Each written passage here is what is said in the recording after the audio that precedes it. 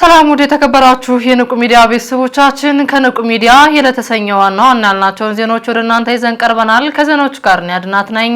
አብራችሁን ቆዩ። ብፁዕ ቅዱስ አቡነ ማትያስ ቀዳማዊ ፓትርያርክ የአብይ ጾምን አስመልክተው አባታዊ መልእክትን አስተላለፉ።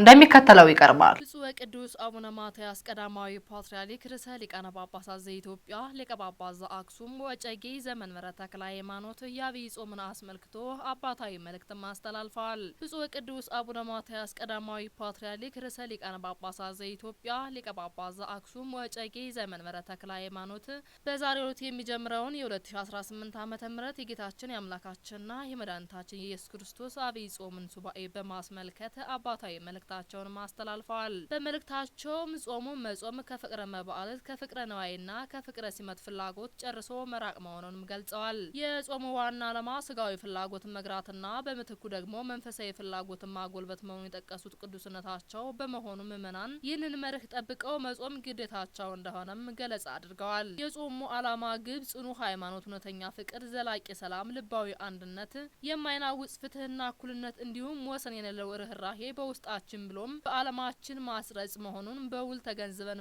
መጾም ይገባናል ሲሉም አስገንዝበዋል። ቅዱስነታቸውም አክለው በጾሙ ወቅት ከልብ መጸለይ፣ የተራቡትን በማጉረስ፣ የታረዙትን በማልበስ፣ የተጠሙትን በማጠጣት፣ የተጣሉትን በማስታረቅና ፍትህ ለተነፈጉ እውነተኛ ፍትህን በመስጠት ጾሙን መጾም እንደሚገባ አሳስበዋል። በተለይም የህዝባችንና የሀገራችን ዋነኛ ችግር ሆኖ የሚገኘው ያለመግባባት ዝንባሌ ለመቅረፍ በመተሳሰብና በበጎ ተግባራት መዋል ጾሙን እንድንጾም አባታዊ መልእክታቸውንም አስተላልፈዋል። በስርዓተ አምልኮ አፈጻጸም ላይ የሚስተዋሉ የወጥነት ክፍተቶችን ለማስተካከል የሚያስችል ውይይት በባህር ዳር ሀገረ ስብከት ተካሄደ።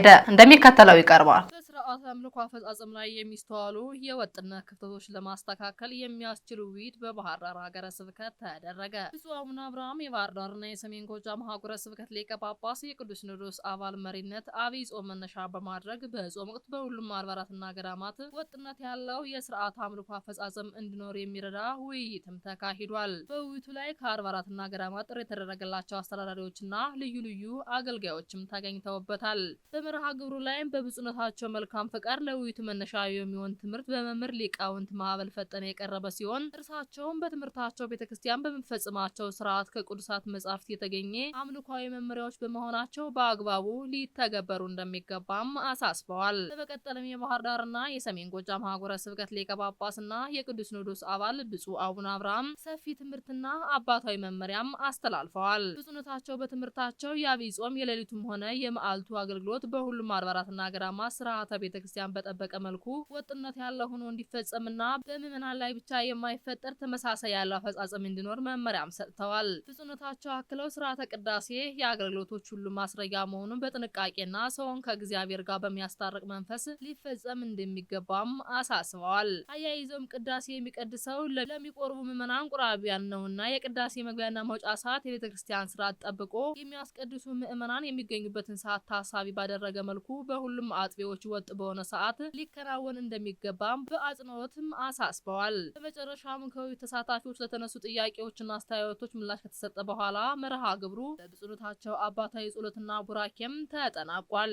ብፁዕ አቡነ ሩፋኤል ሊቀ ጳጳስ አዳዲስ አብያተ ክርስቲያናትን ተክለው ባርከው አገልግሎት መስጠት ጀመሩ። ተጨማሪ ያለን በቄለም ወለጋ በአንፋሎ ወረዳ የሙጊ ደብረ ገሌላ ቅዱስ አማኑኤል፣ በሰዮ ወረዳ የማጣ ኢየሱስ፣ በቤጊ በዋባራና ኮቦሮ ደብረ ራማ ቅዱስ ገብርኤል አብያተ ክርስቲያናት በብፁዕ አቡነ ሩፋኤል ሊቀ ጳጳስ ተባርከው አገልግሎት መስጠት ጀምረዋል። ብፁዕ አቡነ ሩፋኤል የቄለም ወለጋ፣ የአሶሳ፣ የጋምቤላና የደቡብ ሱዳን ሀገረ ስብከት ሊቀ ጳጳስ በጋምቤላ ሀገረ ስብከት አገራዊ የሰበካ ጉባኤ ስምሪት በጋምቤላ ባካሄዱበት ማግስት ወደ ቄለም ወለጋ ሀገረ ስብከት በማቅናት በቆይታቸው አዳዲስ አብያተ ክርስቲያናትን የመትከል ስራ ላይ አጽንኦት በመስጠት እየሰሩ መሆናቸውን የሀገረ ስብከቱ ሕዝብ ግንኙነትን ገለጻ አድርጓል። እንደ ክፍሉ ገለጻ ከሆነ በቄለም ወለጋ በአንፋሎ ወረዳ የሙጊ ደብረ ገሌላ ቅዱስ አማኑኤል፣ በሰዮ ወረዳ የማጣ ኢየሱስ፣ በቤጊ በዋባራና ኮቦሮ ደብረ ራማ ቅዱስ ገብርኤል አብያተ ክርስቲያናት በብፁዕ አቡነ ሩፋኤል ሊቀ ጳጳስ ተባርከው አገልግሎት መስጠትም ጀምረዋል። በመቀጠልም ብፁዕነታቸው ወደ ቢሻንጉል አሶሳ ሀገረ ስብከት በማቅናት ከክልሉ መስተዳደር 20,000 ካሬ ሜትር በማስፈቀድ ዘመናዊ መንበረ ጵጵስናን ለመገንባት የመሰረት ድንጋይ የጣሉ ሲሆን በአምባ 16 የቅዱስ አናኩቶ ለአብ የቅድስት ኪዳነ ምሕረት አብያተ ክርስቲያናትን በብፁዕነታቸው ተባርከው ቅዳሴ ቤታቸው የተከበረ ሲሆን በዚሁም የ8 አብያተ ክርስቲያናት የመሰረት ድንጋይም ተጥሏል። በተያያዘ ዜና ከክልሉ መስተዳደር መልካም ፍቃድ በማግኘት በእንዚህ ተራራ ላይ የዳግማዊ ደብረ ዳሞ የሚል ስያሜ የተሰጠው የአቡነ አረጋዊ ገዳም ለመስራት የመሰረት ድንጋይም ተጥሏል። በመጨረሻም ብፁዕነታቸው የሀገረ ስብከቱን ሰራተኞች ኑሯቸውን ለማሻሻል በሚያስችል መልኩ የደመወዝ ጭማሪና የሰራተኛ የስራ እድል እንዲፈጥር መመሪያ ተሰጥቶ አብይ ጾምን ለማሳለፍ ወደ ገርጀዴ አቡነ ተክለ ሃይማኖት ገዳም ማቅናታቸውም ገለጻ ተደርጓል። የሰሜን ሸዋ ሀገረ ስብከት የገዳማት ህብረት የኮሚቴ ማጠናከሪያ መርሃ ግብር አካሄደ። እንደሚከተለው ይቀርባል። የሰሜን ሸዋ ሀገረ ስብከት የገዳማት ህብረት የኮሚቴ ማጠናከርና የስራ መመሪያ መስጠትን በተመለከተ ምክክር በብፁዕ አቡነ ቀለሚንጦስ መመሪያ ሰጭነትም ተካሂዷል። የሰሜን ሸዋ ሀገረ ስብከት የገዳማት ህብረት ከኮሚቴው በሞትና በስራ ምክንያት የተለዩ ኮሚቴዎችን በማጠናከርና የስራ መመሪያ መስጠትን የተመለከተ ምክክር በብፁዕ አቡነ ቀለሚንጦስ በጠቅላይ ቤተ ክህነት የሰንበት ትምህርት ቤቶች ማደራጃ መምሪያና የሰሜን ሸዋ ሀገረ ስብከት ሊቀ ጳጳስ መመሪያ ሰጭነትም ተካሂዷል። መርሃ ግብሩ በመላከ ሰላም ቆሞስ አባ ወልደ ጊዮርጊስ ከተማ የሰሜን ሸዋ ሀገረ ስብከት የገዳማት ክፍል ኃላፊና የደብረ ምጥማቅ ጻድቃኔ ቅድስት ማርያም ገዳም አስተዳዳሪ የተመራ ሲሆን ገዳሙ በህብረት በመጠናከር መስራት እንደሚገባ ተናግሮ በደብረ ብርሃን ከተማና በቱለፋ የሚገኘው የህብረት የመሰረቱ ልማት ስራዎችን በሰፊው መስራትና በህብረት በተነሳሽነት ባንድ መስራት ይገባናል ብለዋል። የኮሚቴው ማጠናከር ስራው የተደረገበት ምክንያት በሞት የተለዩንና በስራ ምክንያት የተለዩን ስለነበሩ ያሉት መላከ ሰላም ቆሞስ አባ ወልደ ጊዮርጊስ ከተማ አሁንም በኮሚቴ በህብረት ውስጥ ያለው ሁላችንም የስራ ፕሮፖዛል ቀርጸን በርካታ ስራ በህብረትና በተነሳሽነት መስራት ይገባናልም ብለዋል። ለአካ ሄራን በቀለ ደመረ የሰሜን ሸዋ ሀገረ ስብከት የቁጥጥር ክፍል ኃላፊና የአቡነ ቀለሚስ ሚዲያ ክፍል ኃላፊ የሂሳብ አሰራርና ክትትልን ያስረዱ ሲሆን የሂሳብ አሰራር መነሻው ቅድስት ቤተ ክርስቲያን ሲሆን ዛሬ ላይ ግን ኋላ ቀር አሰራርን በመጠቀማችን ከዘመኑ አሰራር ርቀናል፣ ዘመኑን በዋጀ መልኩ መስራት ይገባናልም ብለዋል።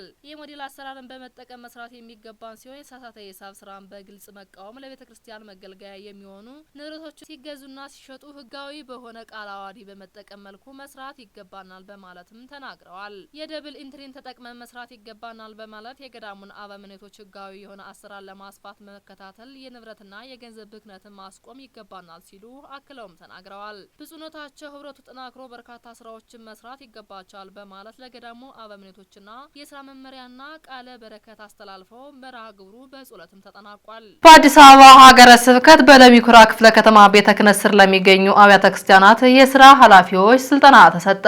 ተጨማሪ ያለን አዲስ አበባ ሀገረ ስብከት ለሚኩራ ክፍለ ከተማ ቤተ ክህነት ስር ለሚገኙ አብያተ ክርስቲያናት የስራ ኃላፊዎች ስልጠና ተሰጠ።